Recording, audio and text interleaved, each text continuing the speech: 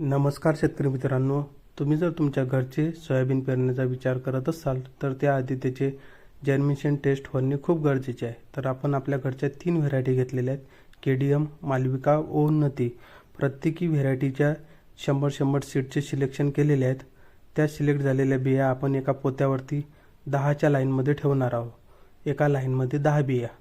तर त्या बिया तिन्ही व्हेरायटीच्या अशा ठेवून ते पोते आपल्याला रोल करायचे आहेत. रोल करून त्याला साईडने बांधून घ्यायचे आहेत. त्याला आपल्याला 4 ते 5 दिवस पाणी घालायचे आहेत. पाणी घातल्यानंतर आपल्याला 4 ते 5 दिवसानंतर कोंब निघून येतील त्याला. त्या कोंब आलेल्या सीड मोजायच्या आहेत व त्यानुसार आपल्याला जर्मिनेशन कळेल.